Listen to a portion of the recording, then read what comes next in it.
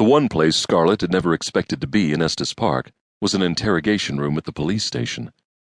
She understood that she wasn't under arrest, at least not yet. Officially, she had only been asked in for questioning. But the questioning, she quickly realized, was intended to trip her up and lead to her arrest. Her camera was with the police techs, and she really did understand why they suspected her and didn't blame Ben for being so shocked that he hadn't been able to stop himself from talking about the pictures. She hadn't been allowed to speak with him, but she had seen him and Tricia, arm in arm, standing on the porch together, looking as if they'd been hit by a sledgehammer.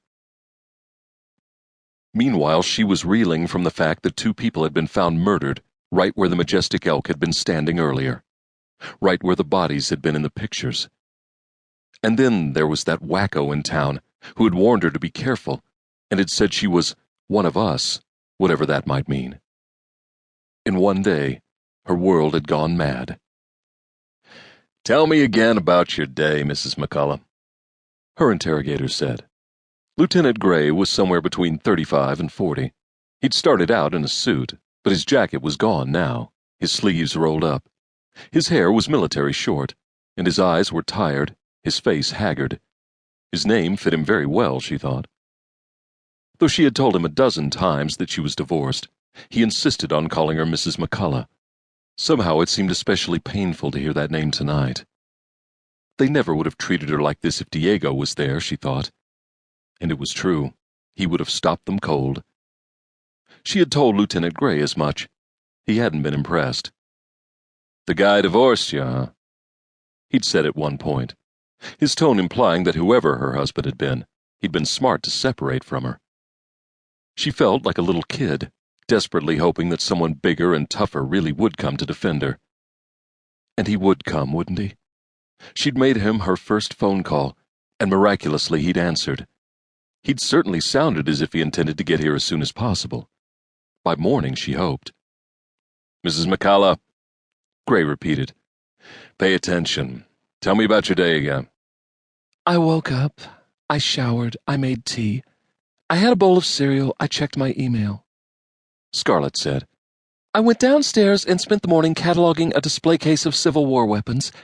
I inspected each for its condition, which I noted in the records. I went through the old display cards to find out when each piece was received by the museum. At noon, I went back upstairs to my apartment and ate a tuna fish sandwich. No, wait, it was closer to 12:30, I think. But the sandwich was definitely tuna," she said, trying very hard to maintain her temper. "At 1 o'clock, I was back downstairs. I've been making notes on the different mannequins, their composition, the year they were donated to or commissioned by the museum, or before the museum's funding by the current owner of the Conway Ranch, during the years when it was only a private collection. I began working on that project soon after I got here about 2 months ago." "How late did you work?" he asked her. At 4:30, I decided it was time to quit for the day. I went back upstairs and got my camera. I purchased it at the airport in Miami when I was coming out here. I have the receipt somewhere in the apartment. Wait, no," she added, furrowing her brows. "I think it was more like 4:45.